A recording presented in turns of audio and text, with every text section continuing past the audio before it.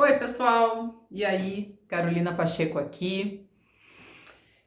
Eu resolvi fazer esse vídeo com um conteúdo que partiu de uma pergunta no meu canal do YouTube, Palavreando com Carolina Pacheco, que é de uma seguidora inscrita, uma pessoa interessada no meu conteúdo, que pediu assim: Carolina, tu tem uma dica de como educar e criar filhos homens e também mulheres? Bom, eu pensei sobre isso e a dica propriamente eu não tenho. Mas eu pensei que seria adequado e interessante contar como se constitui um sujeito, um humano.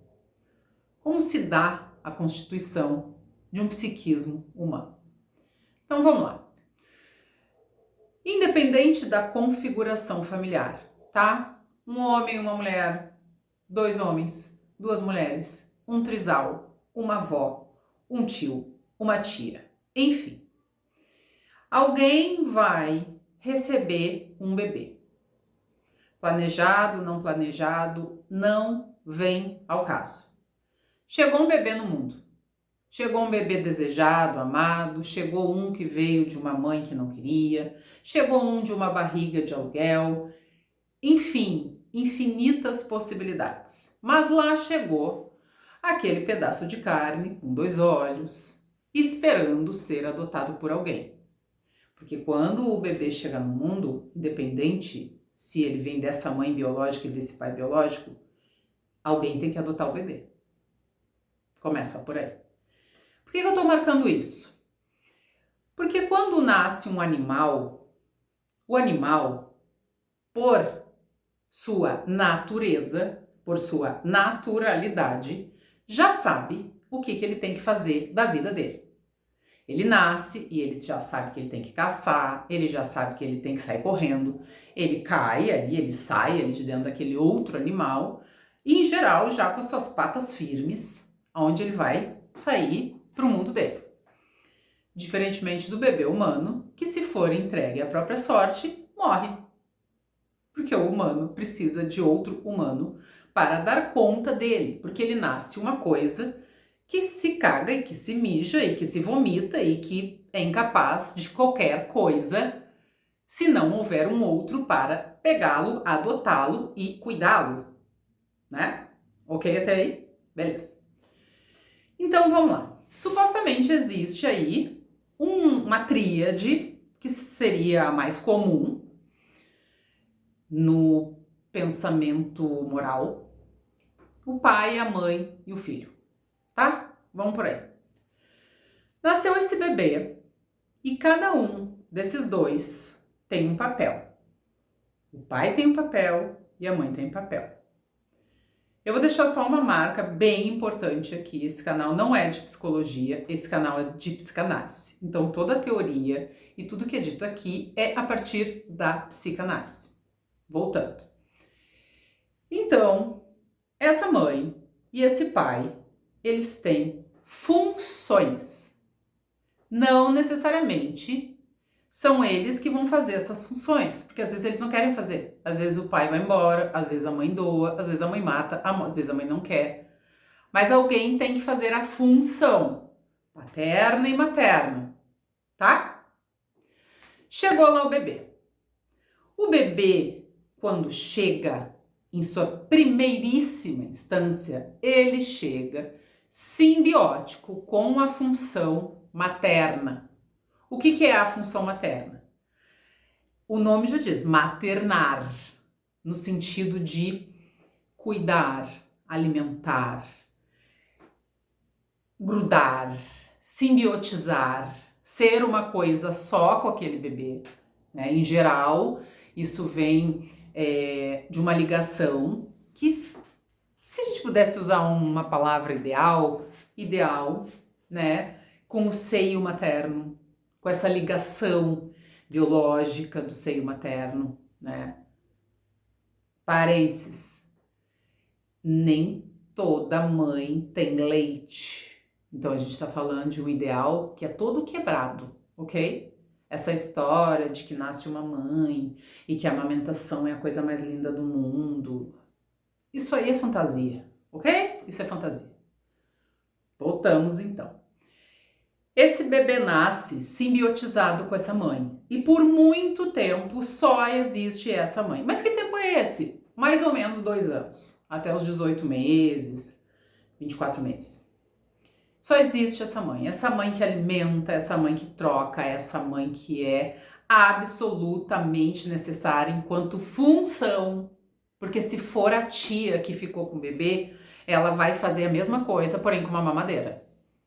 Ou podem achar uma mãe de leite na qual o bebê vai mamar no peito aquele leite, mas alguém vai fazer essa função materna e é essa mãe que vai fazer isso.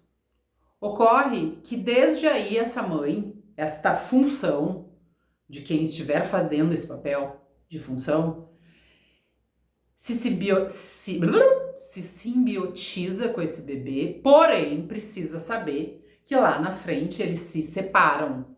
Guardem isso, eles se separam. Quando chega lá na frente, que já passou-se todo esse tempo dessa primeira adoção desse bebê, desses cuidados biológicos, né, do cocô, do xixi, entra o terceiro personagem, além do bebê e da mãe, que é o pai, a função paterna. Voltando lá, se foi uma tia que pegou o bebê, pode ser uma outra tia que vai pegar o bebê e fazer a função paterna. Mas se nós estivermos lá dentro daquela tríade lá que tem no imaginário comum das pessoas, o pai, fazendo função paterna, precisa entrar para instalar uma separação desta simbiose. O pai vai entrar e vai separar a mãe e o bebê.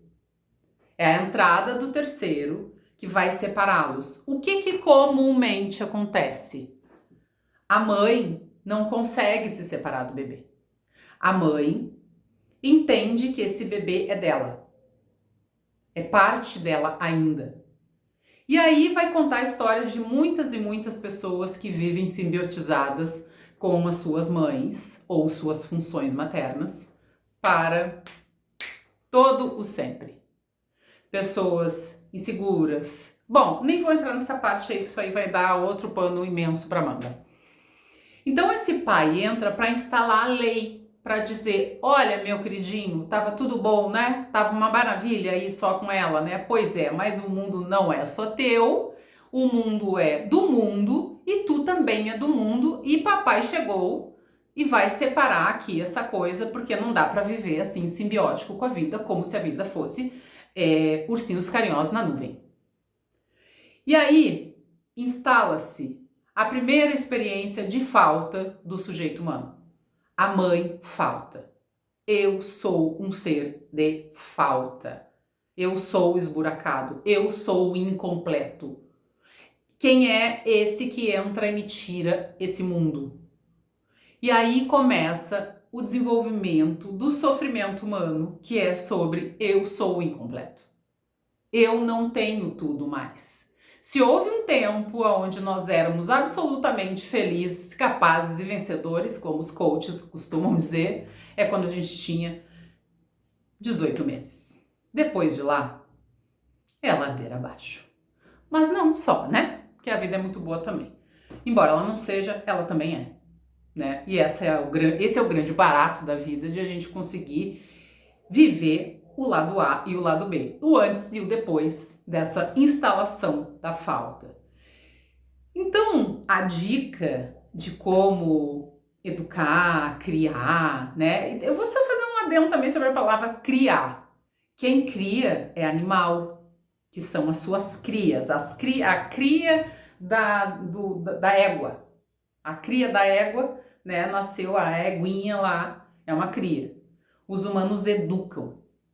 Então a gente não cria os filhos, a gente educa os filhos. Ocorre que a civilização tá aí para contar que muito pouco se educa e muito mais se cria. Cria, bota enfeite, ajeita, bota roupa, faz bonitinho, né? Diz, olha como é bonitinho, olha que amor. Ah, é um pouco mal educado e insuportável, mas tudo bem, é coisa de criança, não é? Não é, não é. Em geral é mal educado mesmo. É bem comum. Então, se houvesse uma dica para contar um pouco sobre essa história, é o seguinte: mãe não sabe. Mãe não sabe.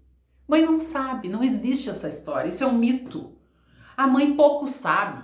Quantas mulheres estão aí que vocês estão vendo que estão vivendo uma vida tentando viver e sabe pouco da sua vida e sabe coisa nenhuma. Ela diz que é importante levar o guarda-chuva porque um dia ela não levou e se molhou, afim. E ela já sabe também que ela não vai ficar doente por isso. Mas vamos lembrar lá do que eu contei no início, que a mãe acha que o filho é dela. E por isso é muito importante marcar uma coisa aqui, que em geral a ineficiência dos homens, o descompromisso dos homens com os filhos, na história da civilização, colocou a função paterna num lugar marginal. Então, como a maioria dos homens abandona, a maioria dos homens faz sexo e pouco se relaciona com o que vem depois daquilo ali, a maioria não quer pagar pensão, a maioria está tentando se desfazer dos filhos que nunca quiseram, traz essa ideia de que a mãe é majoritária, de que a mãe é a coisa mais importante do mundo, de que a mãe sabe, e a mãe é essa magnitude toda, mas ela divide o papel de educação igualmente com o pai. Agora diz aqui pra mim, não é uma sociedade sem pai? Não é uma sociedade sem pai? Onde é que tá o pai? Onde é que tá o pai para instalar a lei? Onde é que tá o pai para separar da mãe e constituir sujeitos capazes, protegidos por si mesmo, pensantes, falantes? É uma sociedade o quê? Precarizada, sem pai, com uma mãe cansada.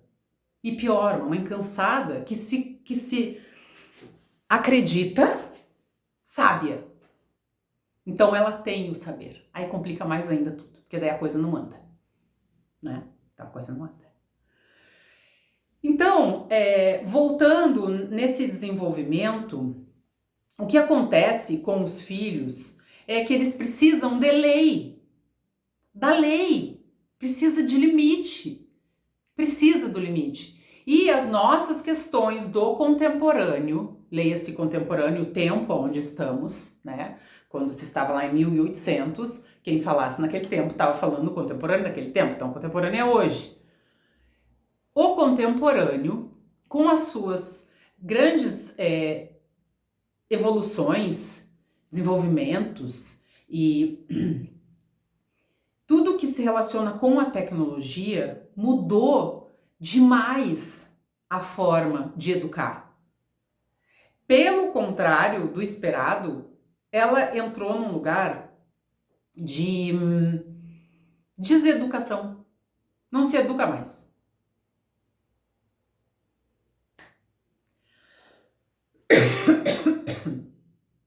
Ai, será que eu vou conseguir cortar isso depois?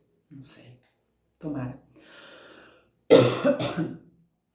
Enfim, vamos voltar lá na deseducação.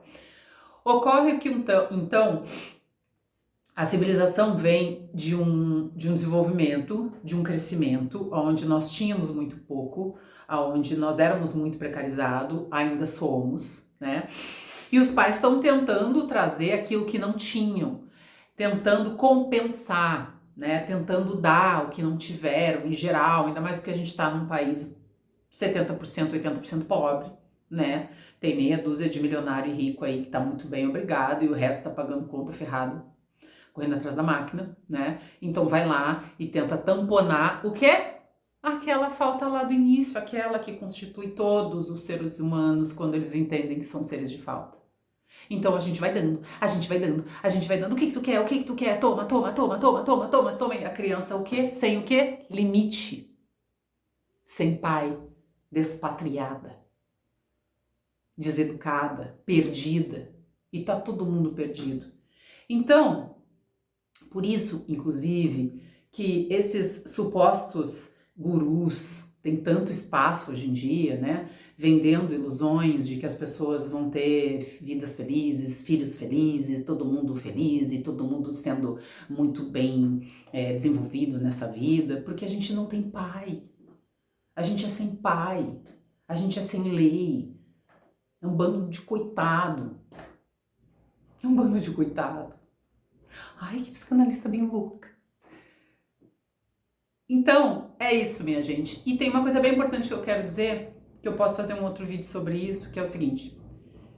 Esse desenvolvimento que eu estava contando lá do início, aí a instalação da lei, a continuidade, a constituição desse sujeito humano, chama-se narcisismo. O narcisismo é a constituição do ego, a constituição do eu, dessa pessoa que foi nomeada Joãozinho, Mariazinha. Isso é narcisismo. Se esse vídeo te ajudou a pensar um pouquinho sobre isso, escreve para mim. Bota aqui nos comentários o que tu achou, se tu entendeu, se não deu para entender, até para eu ver se esses conteúdos ajudam ou não ajudam, tá bem? Muito obrigada por terem ficado até o final, 16 minutos. Tá bom? Tchau, tchau.